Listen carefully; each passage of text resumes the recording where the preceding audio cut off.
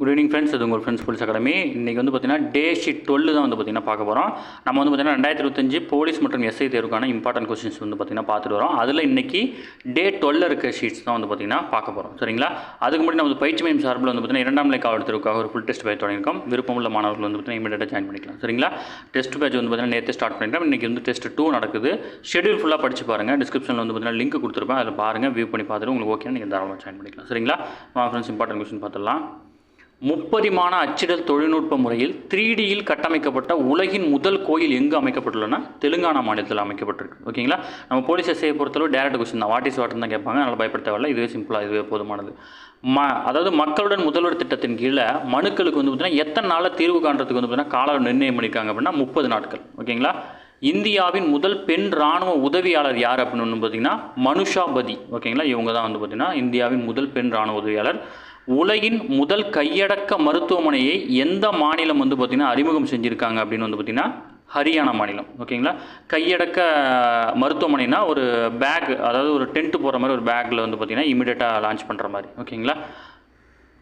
அடுத்தது, யுனெஸ்கோ பட்டியலில் இடம்பெற்ற இந்தியாவின் 15வது கலாச்சார அம்சம் எது அப்படின்னு வந்து பார்த்திங்கன்னா கார்பா நாடகம். ஓகேங்களா?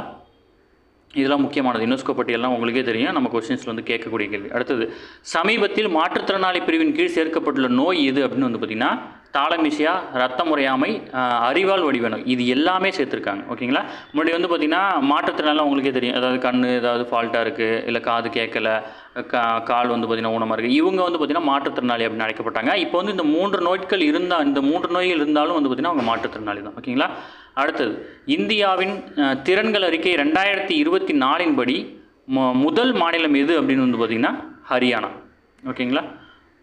ஹரியானா தான் முதல் மாநிலம். 2023ஆம் ஆண்டில் உலகின் சக்தி வாய்ந்த 100 பெண்களில் இந்தியாவிலிருந்து எத்தனை பேர் தேர்ந்தெடுக்கப்பட்டாங்கன்னா 17 பேர். ஓகேங்களா?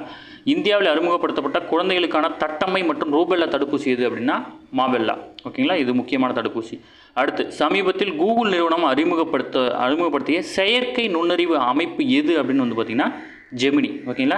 சேட் ஜிபிடின்றது ஓப்பன் ஏஐன்றது ஒரு சாஃப்ட்வேர் கிடையாது, ஒரு நிறுவனத்துடைய பேர். இவங்க கொண்டு வந்தது தான் வந்து பார்த்திங்கன்னா இந்த சேட் ஜிபிடி. ஓகேங்களா?